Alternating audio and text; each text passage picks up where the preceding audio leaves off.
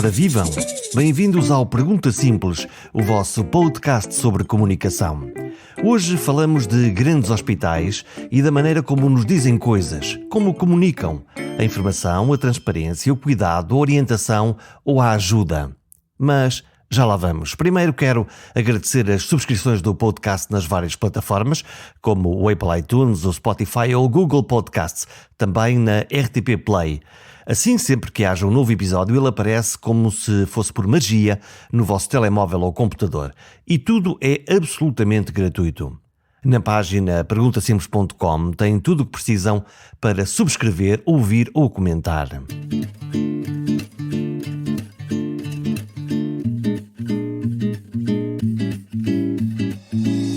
Antigamente os hospitais não falavam com as pessoas.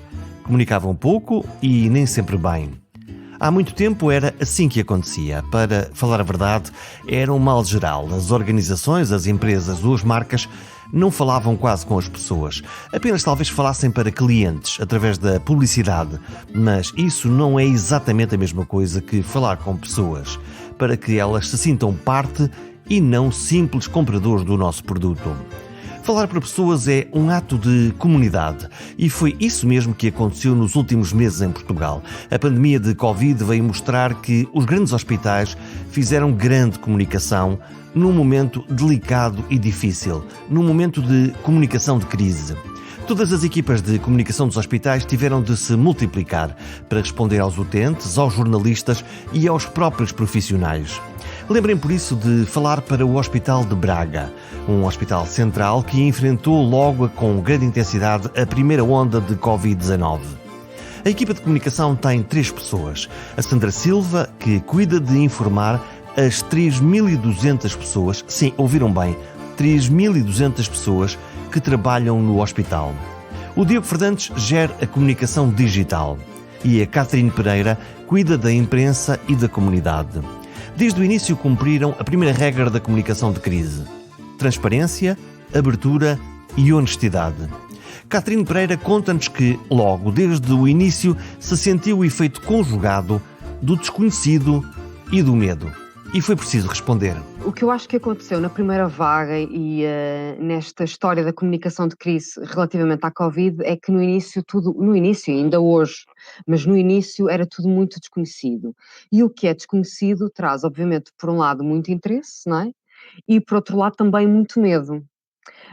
E o que se sentiu efetivamente nos primeiros tempos da Covid era que as instituições de saúde estavam a ser extremamente mediatizadas e estavam a ser o foco da informação, porque no fundo era aqui dentro das instituições que tudo acontecia, não é? O que é que os jornalistas perguntavam nessa fase? Olha, os jornalistas perguntavam o que perguntam até hoje, quer dizer, hoje já nem tanto, porque efetivamente os números têm baixado, mas era o número de doentes em enfermaria, o número de doentes em Covid, o número de profissionais que estavam infectados, como é que o hospital se estava a reorganizar, se tínhamos capacidade de resposta para todos os doentes de Covid, o que é que estava a acontecer aos doentes não Covid.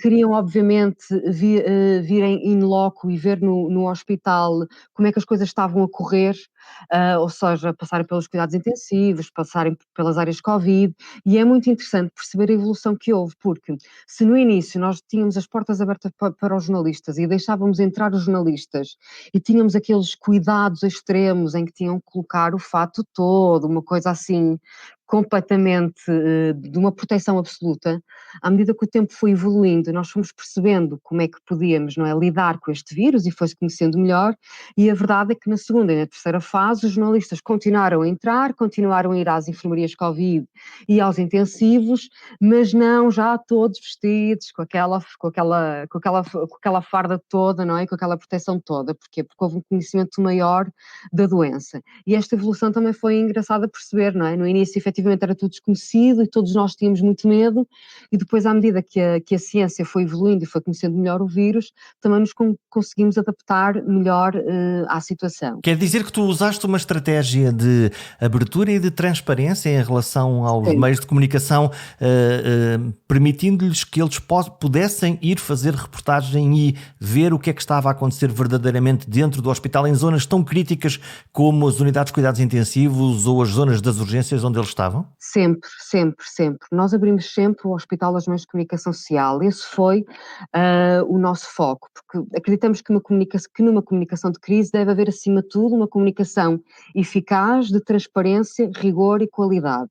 E, portanto, nós tínhamos que obrigatoriamente deixar os meios de comunicação social entrarem para perceberem a nossa realidade, até para evitarmos as fake news. Sabes que existe, não é? Existe muito, infelizmente, e, portanto, deixando os meios de comunicação social entrarem na nossa instituição, conseguimos demonstrar-lhes a nossa realidade, a forma como os percursos estavam a ser definidos, as áreas estavam muito bem delineadas, a proteção para os profissionais e para os próprios utentes, que sabemos que houve uma fase em que tinham medo de vir às instituições de saúde, e, portanto, mostrarmos a nossa realidade e a forma como nós estávamos organizados, com rigor, era uma forma também de ajudarmos a população e de lhes mostrarmos que, atenção, meus amigos, as instituições de saúde estão a tratar doentes Covid, mas são instituições de segurança, portanto, podem vir, não há que ter medo. Tu não tiveste medo que esse olhar tão próximo dos jornalistas pudesse mostrar alguma coisa que internamente fosse, enfim, menos simpático ou que não fosse tão bom para a imagem do hospital, porque estamos no meio de uma crise? Obviamente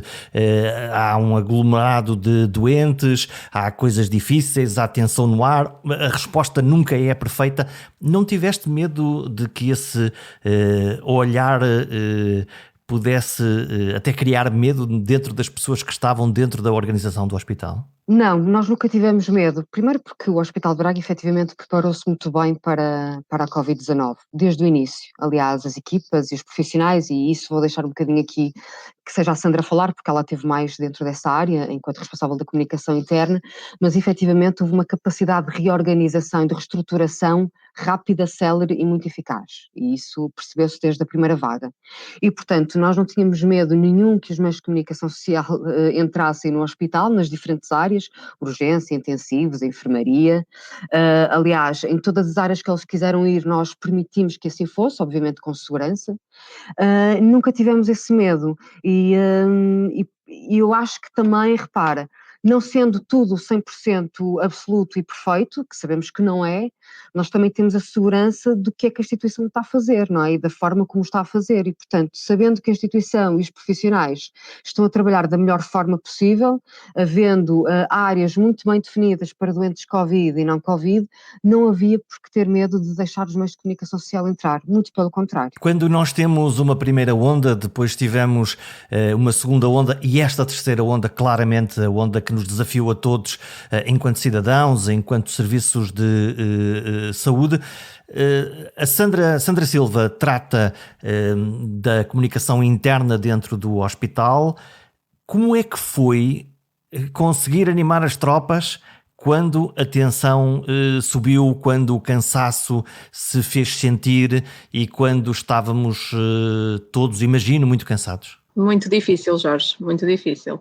Porque a verdade é que aos profissionais de saúde era exigido algo que para eles também era de início uma incerteza, ou seja, não havia, tal como a Catarina acabou de dizer, o início foi muito complicado, não é? Ainda é uma patologia que se está a descobrir novidades todos os dias e, portanto, os profissionais de saúde não são diferentes do resto da comunidade nesse aspecto. Estamos a saber quase em simultâneo o que é que se deve fazer na evolução da doença para combatê-la, para tratá-la, para preveni-la e esta situação de quase simultaneidade criou também muita ansiedade nos nossos profissionais, porque no fundo era o fim de linha, era onde surgiam os doentes de facto com maior gravidade, não é, de sintomas, e era onde se estavam a descobrir também momento a momento o que é que se deveria fazer para tratar estas pessoas. O que é que tu foste ouvindo na conversa que tiveste com a tribo do hospital? O que é que tu foste ouvindo quando passavas nos corredores, quando ias prescutando nas várias unidades? O que é que eles precisavam? O que é que tu lhes ofereceste e o que é que tu foste ouvindo? Essa é uma pergunta muito difícil, porque também temos noção de que provavelmente a necessidade deles era maior do que aquilo que nós poderíamos oferecer, no sentido de combater o medo. E o que eu sentia muito nas pessoas era medo. E isto podemos dizê-lo abertamente. Cá dentro do hospital, os próprios profissionais também tinham medo. Medo pelo desconhecido, medo porque tinham que tratar as pessoas, medo pelas suas próprias famílias, como é que seria depois ao sair daqui. Tanto que muitos deles, como todos sabemos, acabaram por se distanciar das suas famílias nucleares, não é? Para nos primeiros momentos poderem tratar dos utentes. Era muito difícil e era isso que corria nos corredores, mas quando as pessoas se equipavam para entrar nos seus serviços, para tratar das pessoas, esse medo acabava por desaparecer. Sobressaía, sobretudo, o espírito de missão, de que a maioria dos profissionais está imbuído, não é? Nas diferentes áreas, e de facto sobressaía esse espírito de missão de tratar o próximo.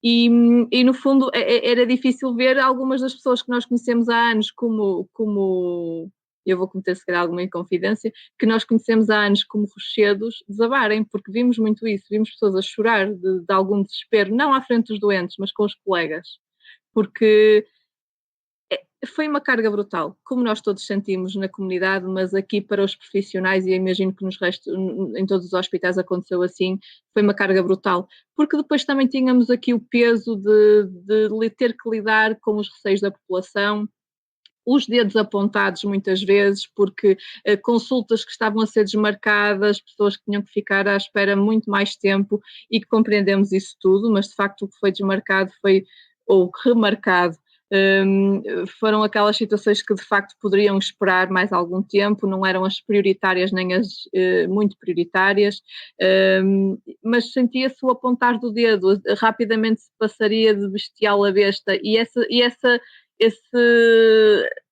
alteração constante também da forma como as pessoas veem os profissionais, não é que no momento são os melhores do mundo, no momento a seguir já há não sei quantos dedos apontados a eles, era muito difícil de lidar para as pessoas aqui. Assim como é difícil de lidar, e sentimos isso nos profissionais, com a morte, apesar de se achar que as pessoas estão bastante habituadas a isso, ou de alguma forma até já insensíveis a isso, é mentira.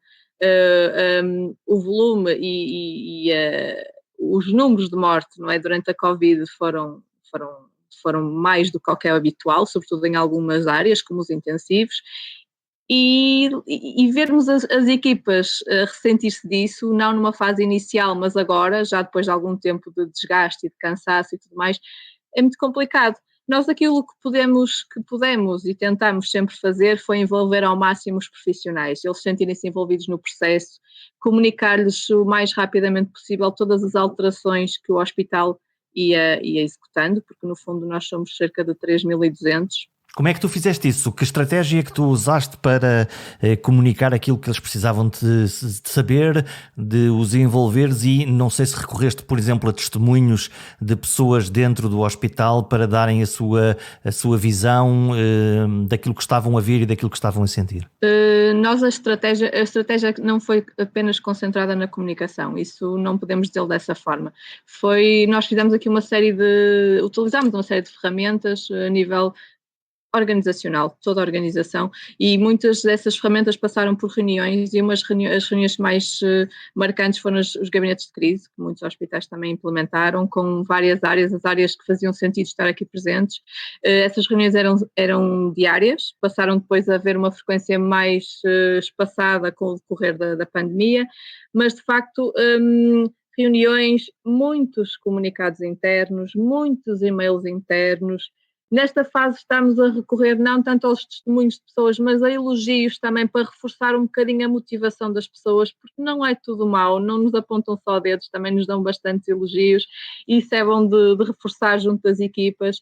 Estamos a fazer isso, estamos a enviar, nós basicamente temos também uns ambientes de trabalho dinâmicos, que atualizamos com mensagens importantes para a organização e, de facto, os elogios têm tido um feedback bastante importante, mas no fundo foi mais essa comunicação de proximidade, e nós, desde o primeiro momento em que o hospital foi ativado como hospital de referência para receber doentes de Covid, que foi a 4 de março de 2020, foi enviada uma comunicação a todos os profissionais garantindo que sempre que fosse conveniente, sempre que fosse possível e sempre que fosse emergente, a comunicação e tudo aquilo que estava a acontecer dentro do hospital lhes seria transmitido o mais rapidamente possível. E o mais rapidamente possível estamos a falar em alterações brutais, que de uma hora para a outra era capaz de alterar um circuito, porque era melhor repensar, porque afinal não se estaria da melhor forma e, portanto, essa comunicação tinha que ser muito, muito rápida. Essas alterações de circuitos, eu estou a pensar que quando nós vamos a um hospital, em particular um hospital central, como é o Hospital de Braga, temos no chão aquelas linhas de várias cores, siga lá até pela linha amarela até ao fim.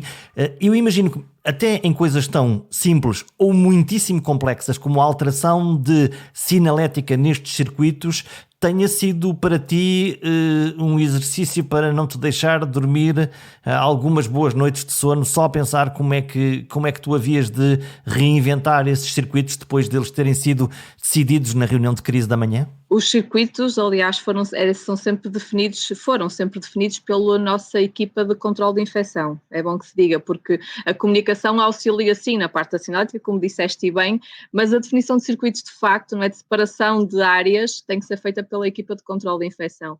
Nós aqui demos um apoio brutal e temos noção disso pela quantidade de pedidos que tivemos ao longo sobretudo na primeira fase, em que estávamos realmente a reorganizarmos.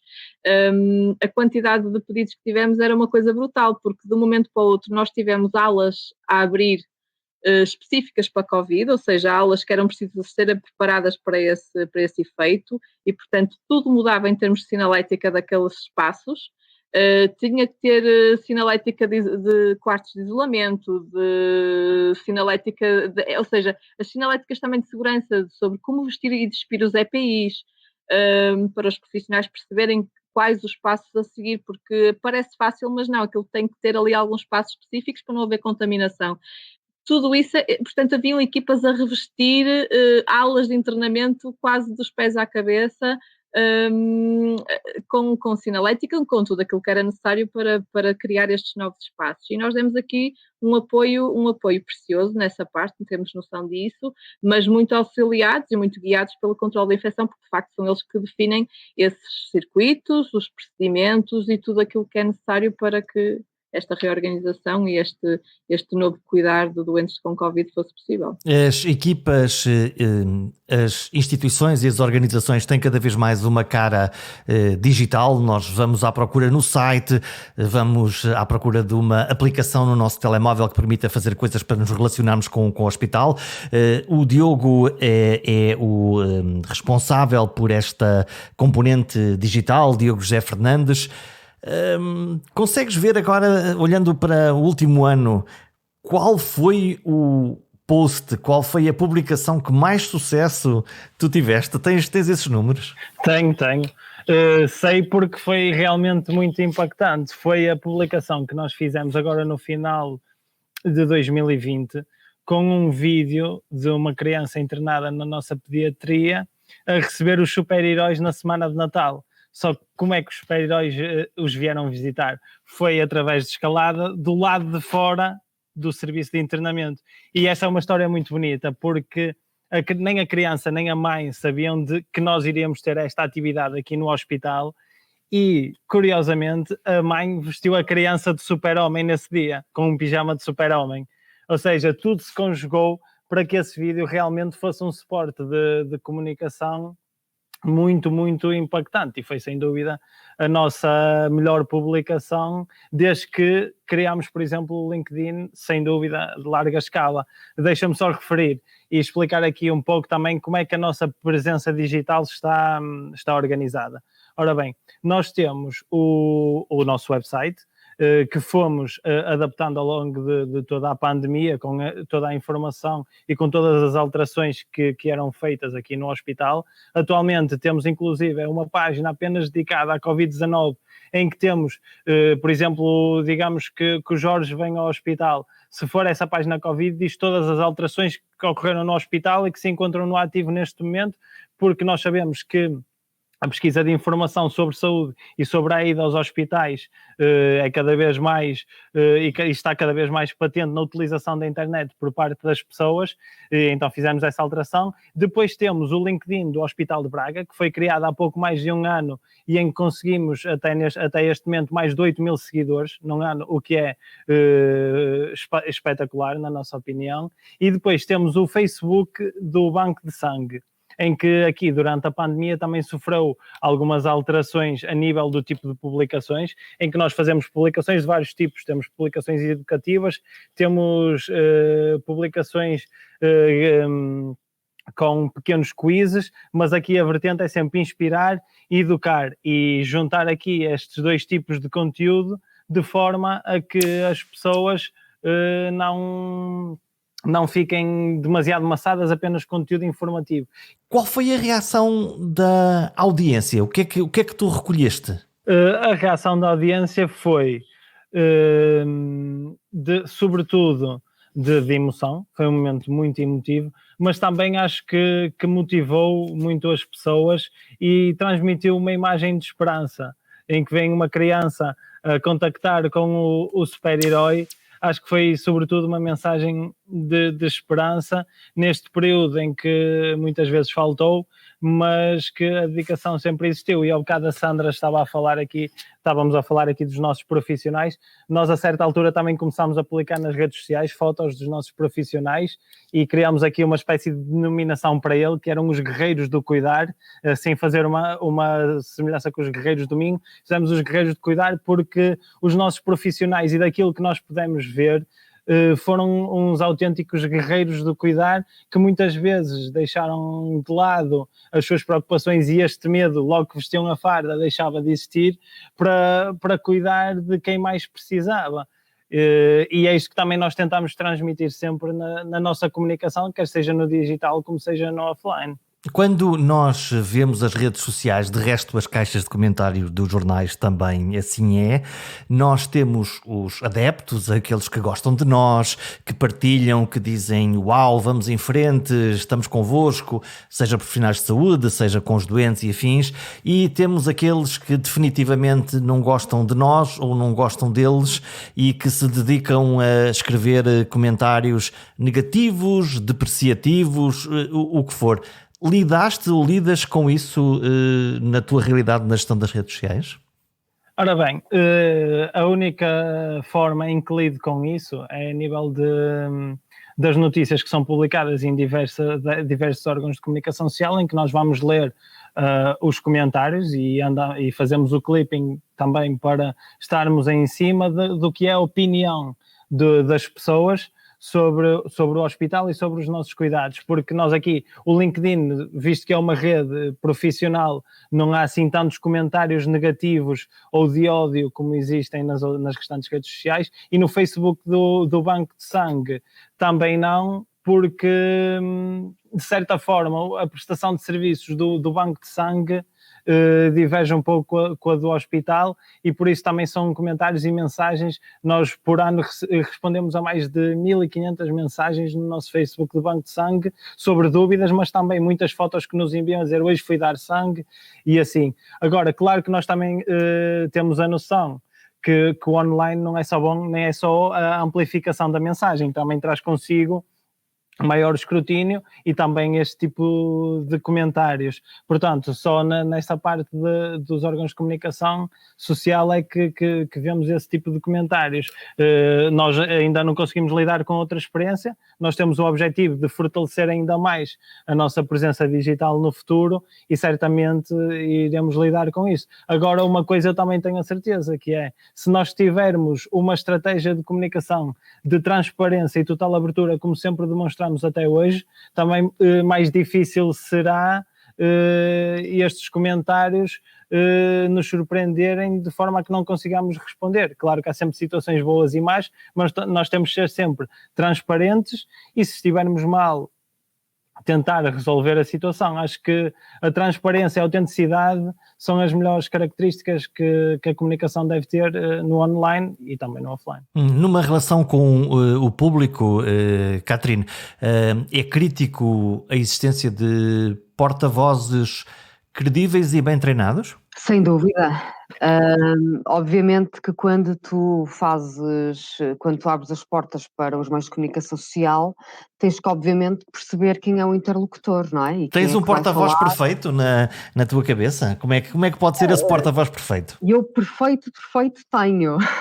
É assim, Mas a todas as perfeição pessoas nunca existe e nós sabemos É disso, exatamente, mas é isso, aquele que tu gostavas mesmo que fosse, que características é que um porta-voz devia ter para fazer bem o seu trabalho? Eu acho que acima de tudo tem que ser obviamente uma pessoa de verdade, no sentido de que não estamos aqui para enganar ninguém, estamos efetivamente para passar a informação tal como ela é, com as coisas boas e más que todas as instituições têm, isso aí não há volta a dar. Agora, sabemos que há determinadas características que também são importantes, não é? Tu saberes comunicar, uma característica muito simples, mas que acaba por captar o ouvinte, a voz, a colocação da voz, a forma como se expressa, a comunicação não verbal, a imagem que a própria pessoa tem. Obviamente que isso é tudo muito importante, não é? Porque o teu objetivo ao passares uma mensagem é cativares o teu público, não é? Independentemente do público que seja, rádio, televisão, jornais locais, imprensa escrita, e, portanto, o interlocutor perfeito teria essas características todas. Mas deixa-me dizer também que nós fazemos aqui, pronto, um bocadinho de media training também com as pessoas que vão falar, não no sentido de as influenciar no que vão dizer, atenção, não é esse o objetivo central. Então treinas como? O media training é, para as pessoas que estão menos dentro da área da comunicação, é a possibilidade de treinarmos pessoas de uma organização para falar aos jornalistas e para saber como é que devem colocar as suas mensagens e obter vantagem do meio e da forma de comunicar. Repara, nós também depois temos interlocutores que são mais fáceis de tu teres este discurso e este diálogo, não é? E tens outros que não é assim tão fácil, Porque não é? tem Que não medo de recebem falar à imprensa? Não é porque tem medo, às vezes, sabes que falar para a imprensa, muitas vezes também, isto é como tu falaste para o público, tu tens que ter às vezes um à vontade, não é? Que é inerente à própria pessoa e muitas vezes as pessoas quando têm uma câmara à frente bloqueiam, não é? E nem sempre é porque têm medo do que vão dizer. Aliás, nunca é porque têm medo do que vão dizer, obviamente, não é? Porque as pessoas aqui têm liberdade de expressão e podem falar à vontade. Muitas vezes é porque realmente não têm esta segurança de comunicação. E muitos profissionais de saúde não estão efetivamente vocacionados para comunicar em público, não é? Encontraste boas surpresas nas pessoas que treinaste?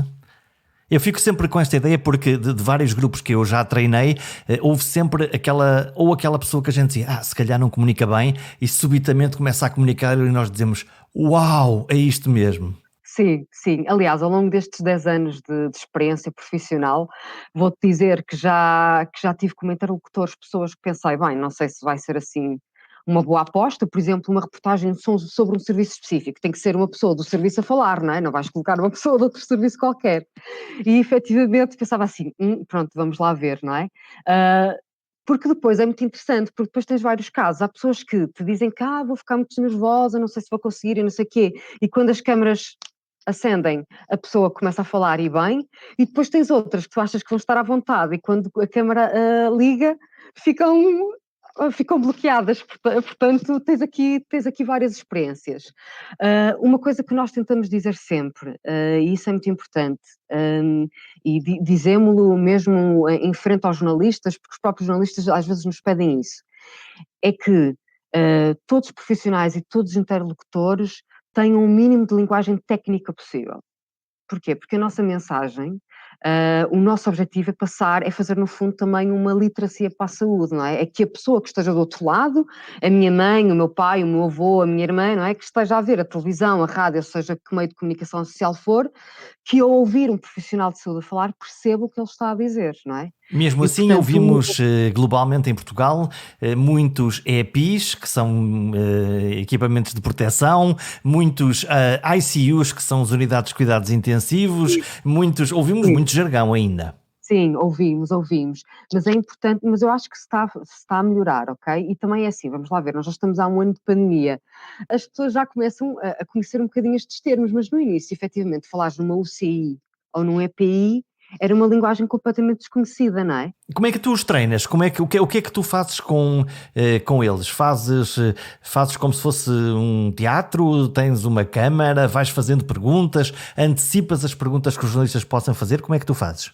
Pronto, o que acontece muitas vezes é que o que nós sentimos é que os profissionais muitas vezes ficam com algum receio daquilo que pode ser perguntado por não estarem, se calhar, ou por terem receio de não conseguirem ter uma resposta objetiva, clara, no momento. E, portanto, muitas vezes o que eu faço com eles, até por telefone, não precisa ser sempre presencial, é contextualizar o objetivo da reportagem, não é?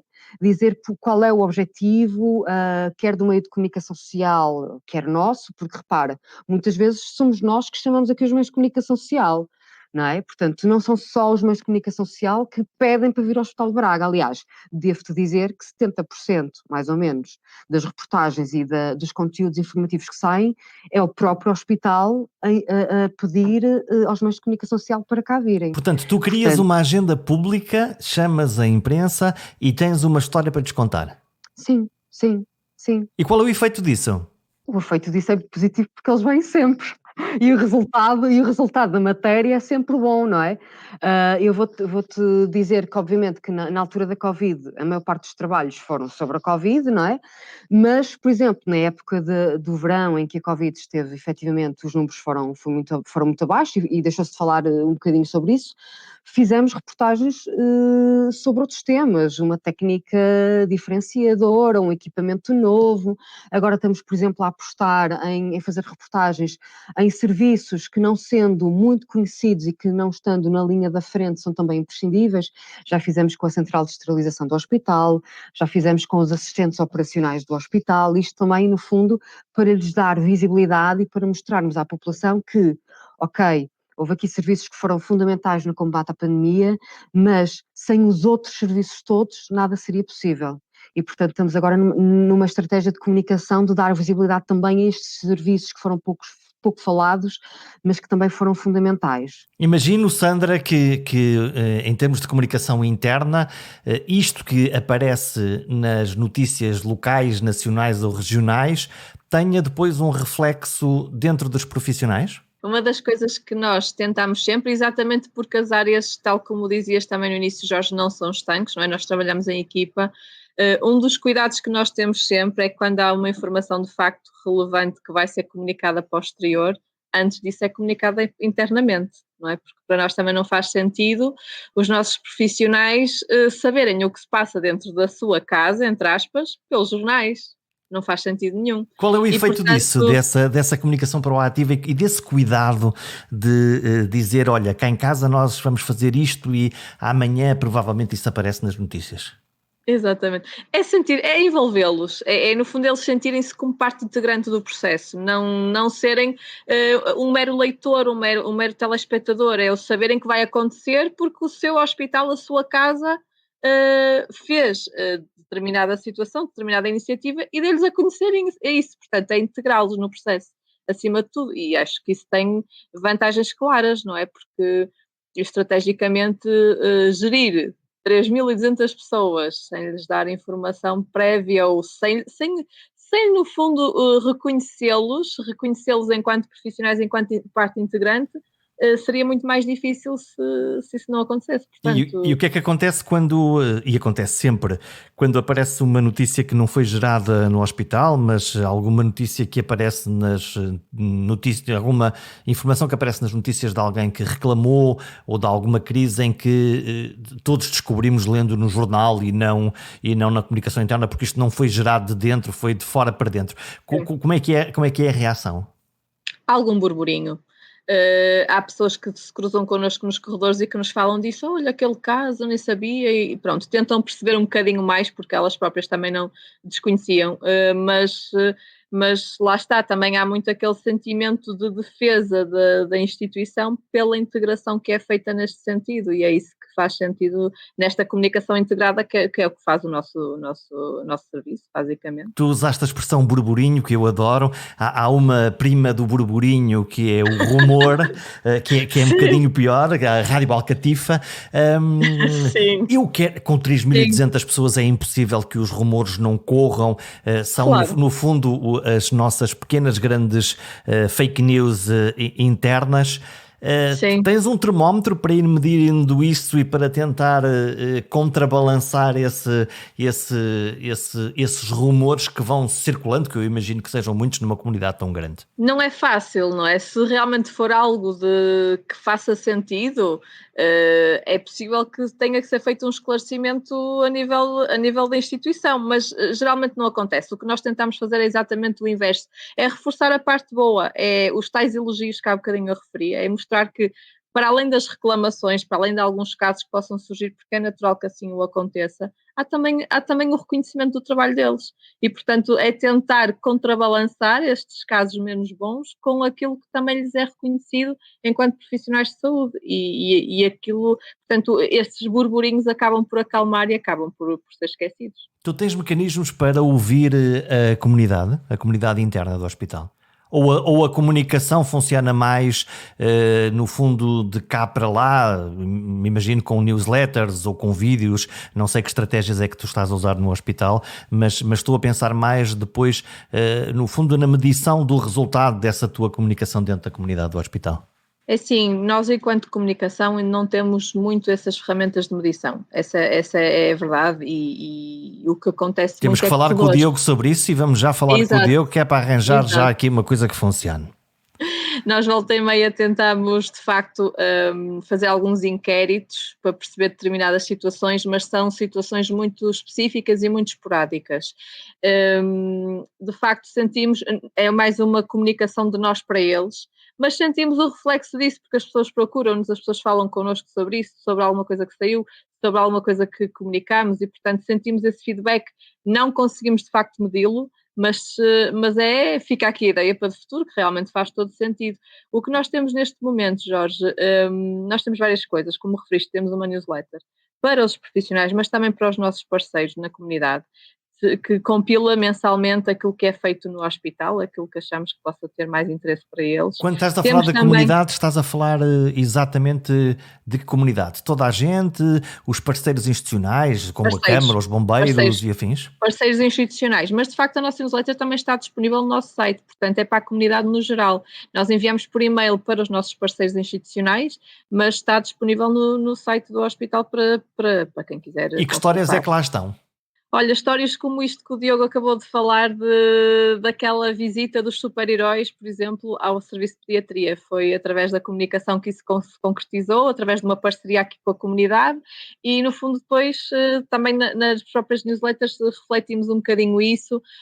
Histórias como prémios que são no fundo, atingidos por serviços em termos de concursos internacionais, de congressos, histórias até mais internas. Nós temos uma rubrica muito interessante dentro da newsletter, que é o ADN, em que no fundo tentamos aqui mostrar os rostos da instituição, falando um bocadinho sobre a história deles dentro e fora de portas.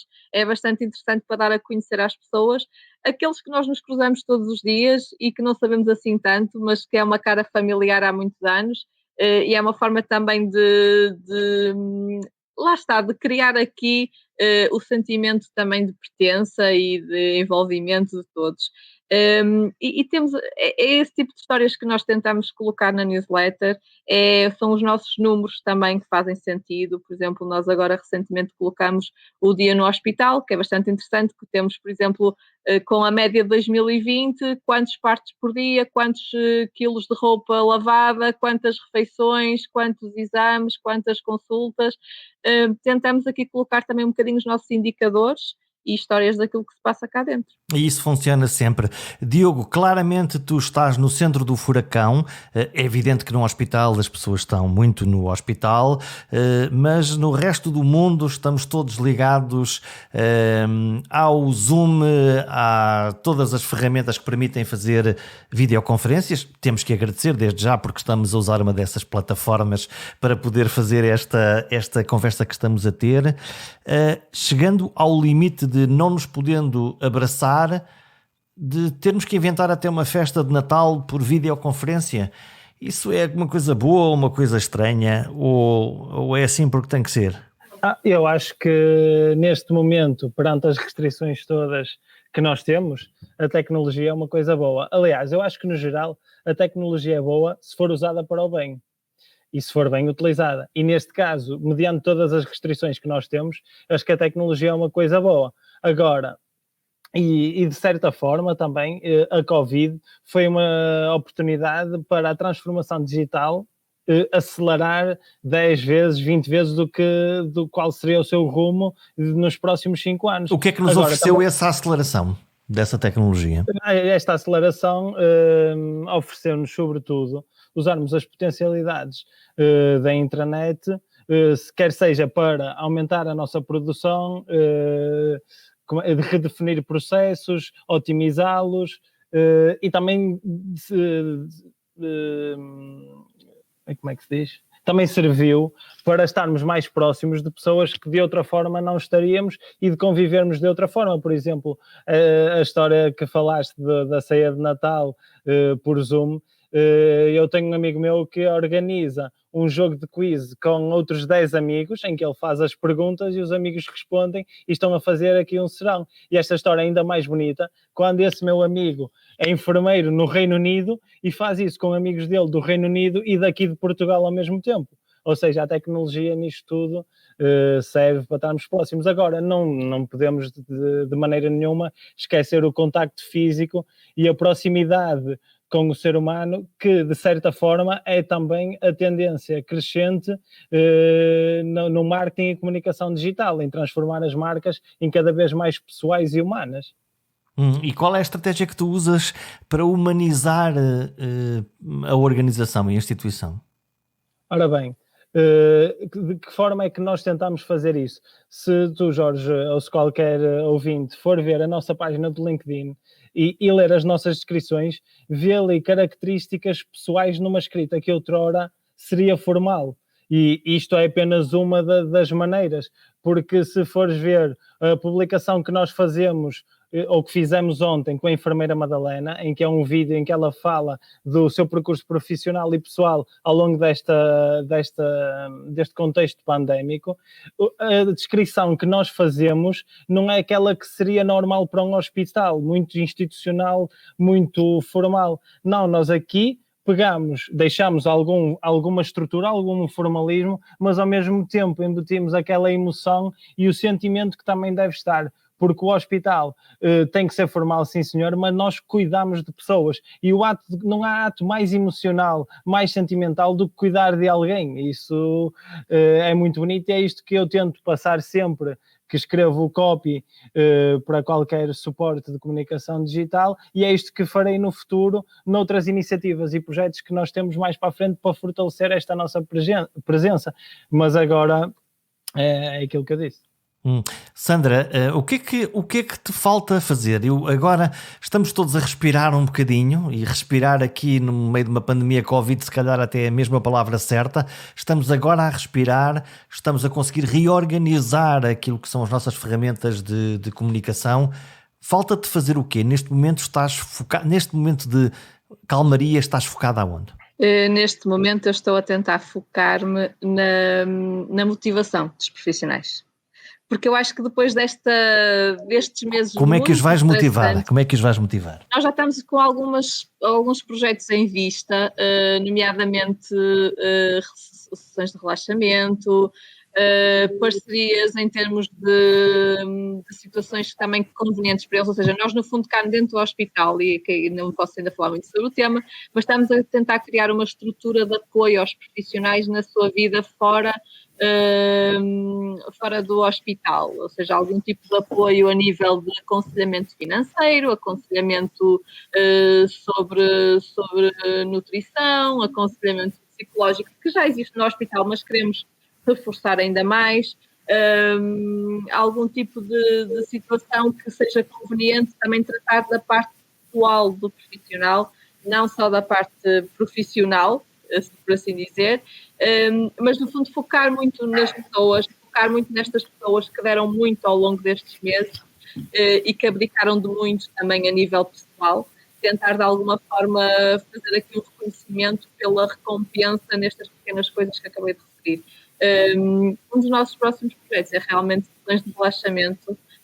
Temos aqui já uma parceria firmada e será uma das próximas iniciativas a acontecer.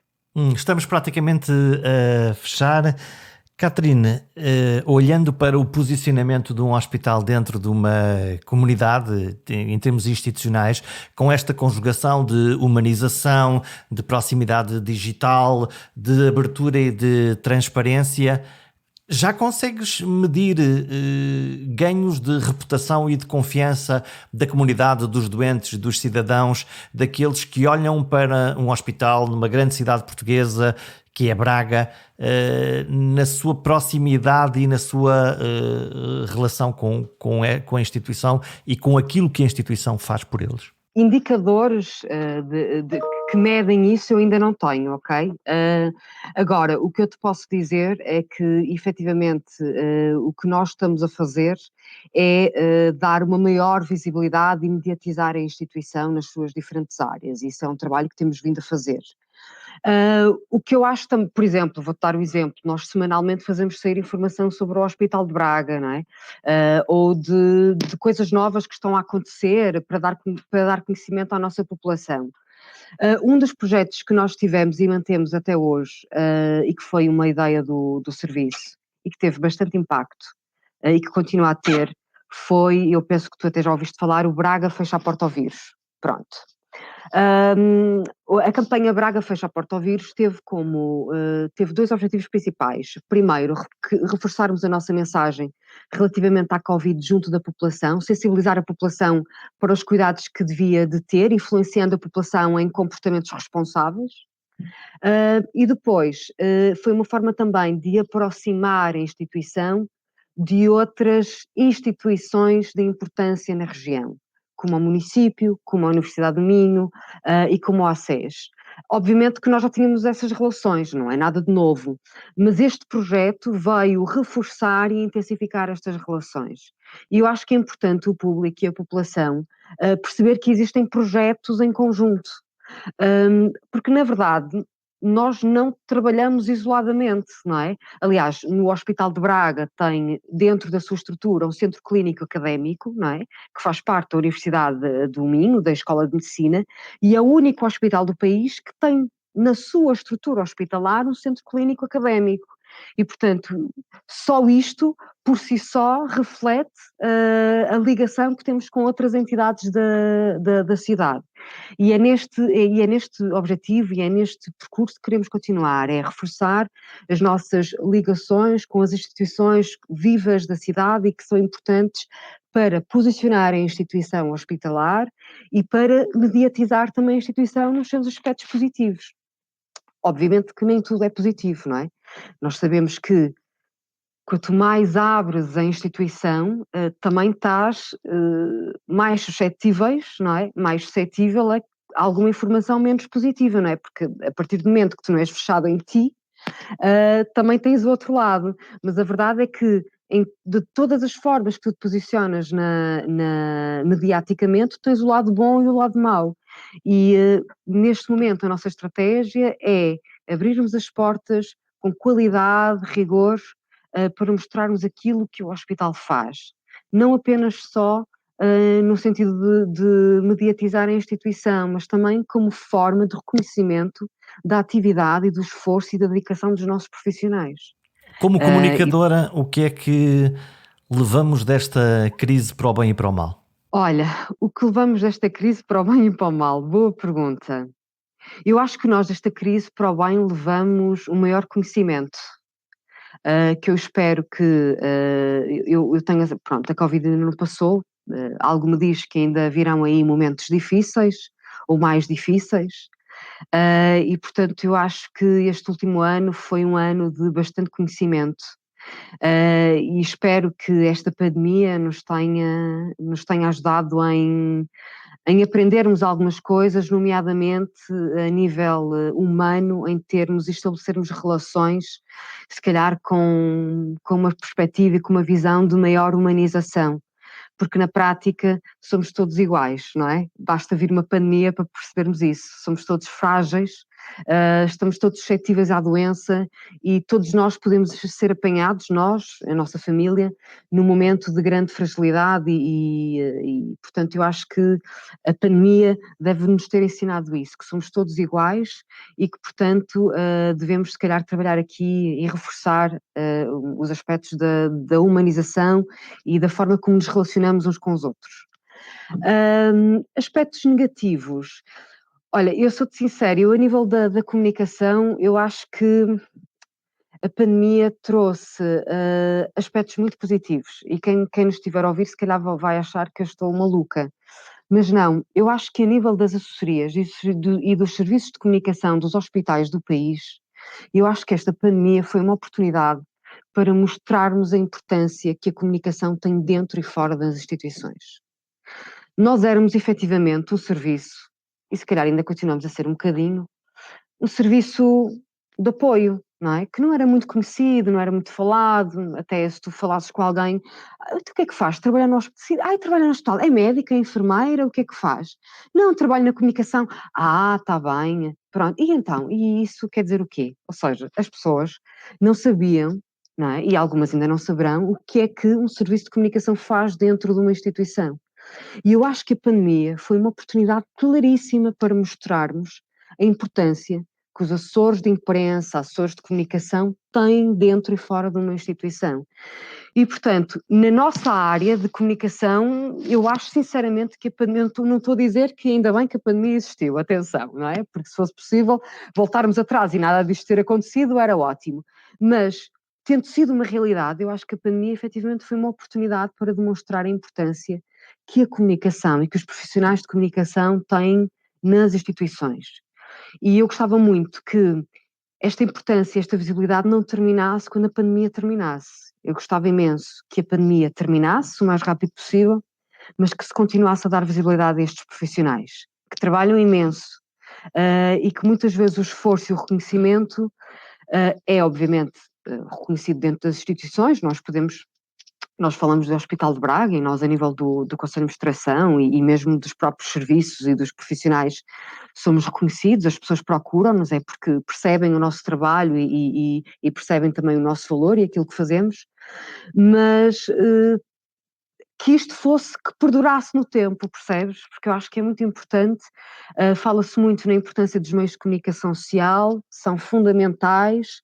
Nós, instituições e assessorias, não trabalhamos, o nosso trabalho não seria tão visível sem a ajuda dos meios de comunicação social, isso é um facto, não trabalhamos aqui em parceria, mas a verdade é que durante muito tempo e durante muitos anos ficamos escondidos e, portanto, eu espero que esta seja a oportunidade para começarmos, e é neste tipo de programas como o teu e noutros programas que possam existir, que é importante reforçarmos este nosso papel dentro das instituições.